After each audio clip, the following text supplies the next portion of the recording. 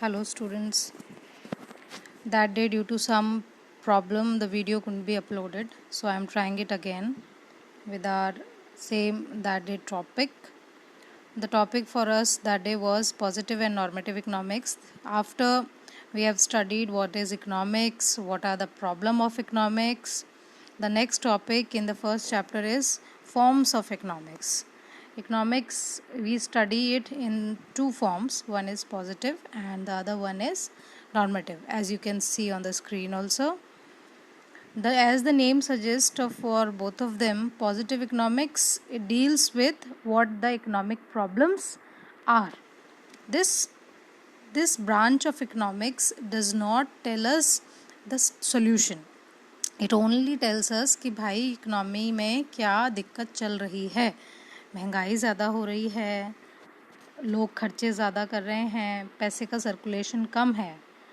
That is whether the prices are rising, whether people are demanding more, or something else. Government is not working, government policy is not working, anything. It could be anything. तो जो problem है, केवल जो statements हम पढ़ेंगे यहाँ पे economies के, उस स्टेटमेंट के थ्रू हम केवल ये बता सकते हैं कि ये पॉजिटिव इकोनॉमिक्स का एक स्टेटमेंट है या नॉर्मेटिव इकोनॉमिक्स का एक स्टेटमेंट है.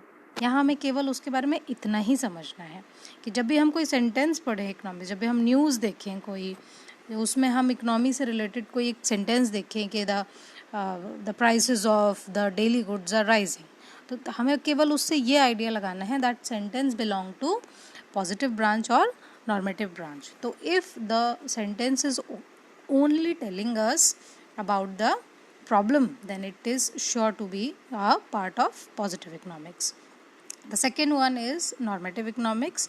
यहाँ पे obvious सी बात है, अगर positive economics हमें ये बता रहा है कि केवल आपको प्रॉब्लम क्या है, तो उसका बिल्कुल ऑपोजिट नॉर्मेटिव इकोनॉमिक्स वो हमें ये बताएगा व्हाट ऑट टू बी, यानी कि क्या होना चाहिए था कि ये प्रॉब्लम होती ही नहीं. तो normative economics it deals with what ought to be and how the economic problem should be solved. जब positive economics it is only telling us the problem, normative economics on the other hand tells us कि क्या होना चाहिए था या हम उसको कैसा सही कर सकते थे. This is the basic difference between the two branches of economics, जो हमें डिफरेंट सेंटेंसेस को एनालाइज करने में हेल्प करेंगे. You people have to learn the definition as well as the differentiation on the basis of 4 points. Okay, चारों point आप इसमें से कोई भी, यहाँ पे 6 बेसिस पे इसका डिफरेंस है. You can study any 4 out of it. इसको समझना बहुत ही ईजी है.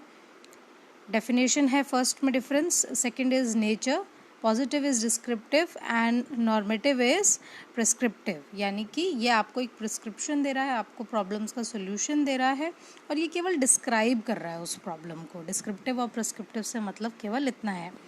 ठीक है, तो ये प्रिस्क्रिप्शन दे रहा है, यानी कि ये आपको प्रॉब्लम के लिए सोल्यूशन प्रोवाइड कर रहा है. इसका पर्पस केवल इतना है कि ये इकोनॉमी का रियल डिस्क्रिप्शन कर रहा है. Positive economics on the other hand, normative economics आपके लिए कुछ डिफरेंट प्रिंसिपल सेटअप कर रहा है, कुछ बेंचमार्क्स सेटअप कर रहा है कि this is how you can in future deal with the same problem. Okay, similarly all the other. Okay, the example here given for positive economics is there are inequalities in income in India. Inequality of income, let me explain it to you. Inequality का मतलब होता है कि पैसे का बराबर रूप से डिस्ट्रीब्यूशन ना होना. That means the gap between the rich and poor is widening in India. इसको हम इस तरीके से भी लिख सकते हैं. तो इनइक्वालिटी का मतलब यहाँ पे किसी और चीज़ से नहीं, केवल पैसे के डिस्ट्रीब्यूशन से, कि अमीर और अमीर है और गरीब बहुत गरीब है. ठीक है, so this is the word means. और आपको ये एग्जाम्पल, आप इसकी जगह you can use any example, any problem that you see, any statement that you see in newspapers regarding the economy, you can use those example. तो simple सी definition है, simple से 4 बेसिस पे हमें इसके डिफरेंस याद करने हैं, and as it is copy down in your copies also. I am moving ahead to the next topic, that is two forms of economics, the two branches of economics. Again economics को हम 2 तरीके से पढ़ते हैं, one is micro and one is macro. Micro and macro ये दो word इसको बहुत डीपली डिस्क्राइब करते हैं. Micro means tiny individual units, macro means aggregates total units.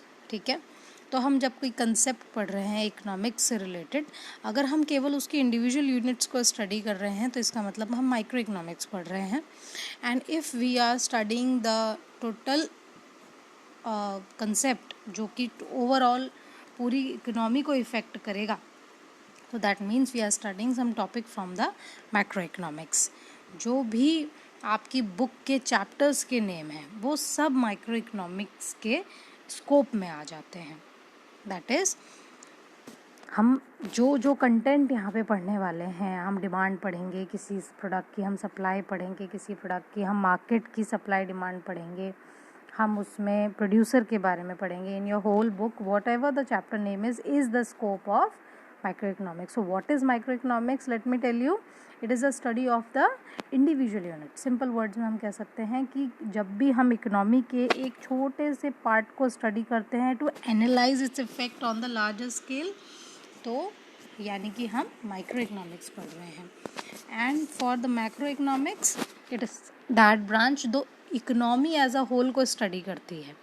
यानी कि जब हमने बहुत सारे इंडिविजुअल यूनिट्स को माइक्रो में स्टडी किया, उसका टोटल इम्पैक्ट पूरी इकोनॉमी पे क्या होगा उसको जब हम स्टडी कर रहे हैं, तो that means we are studying macro economics. Macro economics a whole book is a part of your 12th syllabus. So हमें यहाँ पे केवल इन दोनों की जो बेसिक नेचर डिफरेंस है वो समझना है. Micro deals with study of individual units and macro deals with the study of behaviour of the economy as a whole.